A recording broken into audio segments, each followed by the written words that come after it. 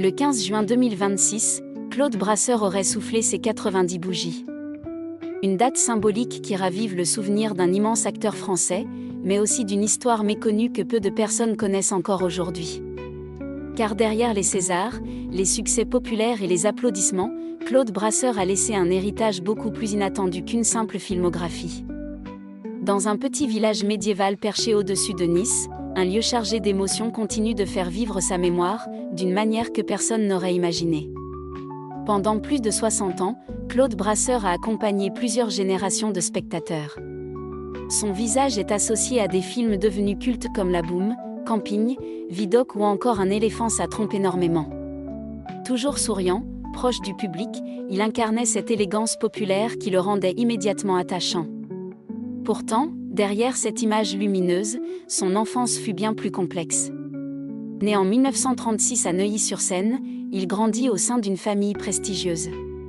Son père, Pierre Brasseur, est déjà une immense figure du cinéma français. Sa mère, Odette Joyeux, est elle aussi une actrice reconnue. Tout semblait réuni pour une enfance heureuse. Mais la réalité est tout autre. Très pris par leurs carrières respectives, ses parents se séparent rapidement. Le jeune Claude est envoyé en pension. Des années plus tard, il évoquera cette blessure avec une sincérité bouleversante. « J'ai eu des parents, mais je n'ai pas eu de papa ou maman. » Une phrase simple, mais qui en dit long sur le vide qu'il a parfois ressenti. Et pourtant, loin de se laisser définir par cette douleur, Claude Brasseur choisit d'avancer. Il construit une carrière exceptionnelle, plus de 110 films, des dizaines de pièces de théâtre, 2 Césars et une popularité qui ne s'est jamais démentie. Lui refusait pourtant les grands discours. « Je ne suis pas un artiste, je suis un artisan », répétait-il souvent. Mais c'est loin des studios de cinéma qu'il trouvait peut-être son véritable refuge. Au cœur des Alpes-Maritimes se cache Payon, un magnifique village médiéval accroché à la montagne. Ruelles pavées, façades en pierre, silence apaisant. Un décor hors du temps. Au début des années 1960, Pierre Brasseur y achète une maison. Cette demeure devient rapidement le cœur battant de la famille. On y partage des repas interminables, des éclats de rire, des confidences entre amis et des retrouvailles chaleureuses.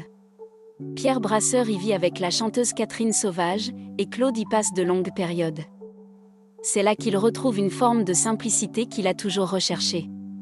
Après la disparition de son père en 1972, Claude Brasseur hérite de cette maison si particulière. Mais quelques années plus tard, en 1980, la bâtisse est vendue. L'histoire aurait pu s'arrêter là. Pourtant, le destin en avait décidé autrement. Plusieurs décennies après avoir quitté la famille Brasseur, cette maison connaît une seconde vie aussi inattendue qu'émouvante. Depuis 2010, elle est devenue un restaurant. Et son nom résume à lui seul tout ce qu'elle représentait autrefois. Les plaisirs. Un nom choisi comme un hommage discret aux moments heureux vécus entre ses murs. Aux grandes tablées familiales. Aux soirées animées. Aux amitiés sincères. Et le plus étonnant, c'est que l'âme des Brasseurs semble toujours habiter les lieux. À l'intérieur, des photographies de famille rappellent le passé de la maison. Un clap de cinéma trône parmi les souvenirs. À l'entrée, une inscription précise même qu'il s'agit de l'ancienne demeure de Pierre et Claude Brasseur. Comme si le temps s'était arrêté. Aujourd'hui, l'établissement est devenu l'une des adresses les plus appréciées de la région. Récompensé par un bib gourmand du guide Michelin, il séduit autant les amateurs de bonne cuisine que les passionnés de cinéma.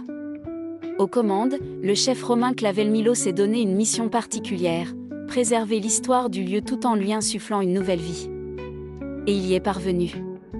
Car ici, chaque assiette raconte aussi un souvenir. Le plus touchant reste sans doute l'attachement d'Alexandre Brasseur à cette maison.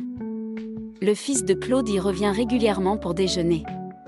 Une manière discrète de renouer avec son enfance, avec son père, avec tous ces instants que les murs semblent encore murmurer.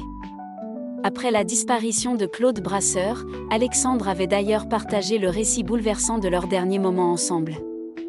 Une simple promenade dans Paris. Bras dessus, bras dessous.